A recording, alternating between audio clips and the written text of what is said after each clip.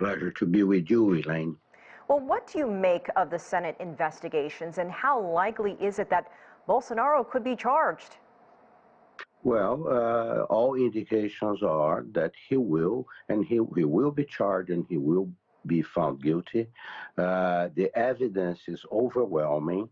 As you know, more than 600,000 Brazilians died for COVID. It is estimated that at least half of those would have been prevented had Brazil, the federal government, followed the state's government to mobilize the resources available. Keep in mind, Elaine, that Brazil was a country that developed over decades a system of public health to address precisely this type of emergency. It's absolutely shocking that this gentleman, Jair Bolsonaro, was able, along with his allies in government and out of government, to produce this disaster. This is sinful, this is unacceptable, and what the parliament is doing and the Senate is doing is to express in a institutional way the feeling of the Brazilian people of absolutely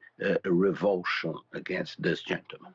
So Brazil, like all countries, is still in the middle of this pandemic. How is that complicating matters with people still getting sick and dying as we speak? And the time frame here, could he end up in jail before his term is over? Unlikely that he will end up in jail while he is president, but very possibly that could be a scenario for after he steps out, which is January 1st of 23.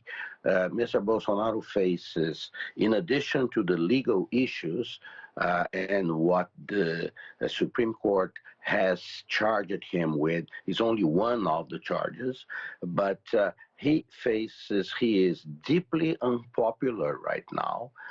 He has a very difficult opponent in the person of former President Luiz Inácio Lula da Silva. Elections are still 10 months away. Obviously, he has access to the coffers of the federal government.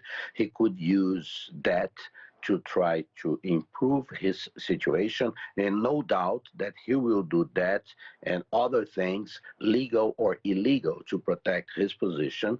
This is a very unprincipled man, a very unprincipled politician, and Brazilians are paying the consequences of having elected him. But at the same time, the institutions of democracy in Brazil are strong, they are working, they are prevailing. It's very sad to see all that's happening. But this is the situation as we have it. I believe that President Bolsonaro could lose the campaign, his next campaign for president, to an extent that he would not even be in the second round of the election. There is a possibility, the polls suggest right now, there is a possibility that former President Lula could win the presidency in the first round, a feat that he was never able to accomplish before in the times he ran against former President Cardoso, who defeated him twice in the first round. But now he could defeat President Bolsonaro, highly unpopular, highly rejected by the Brazilian society. But 10 months, 9 months is a lifetime in any country's politics. The Brazilian system allows for a very competitive election, and we shall see what's going to happen. The odds are that right now Bolsonaro will lose the election, will disappear from the political scene, and will be convicted and sentenced to a term in jail after he leaves the presidency. Well, we will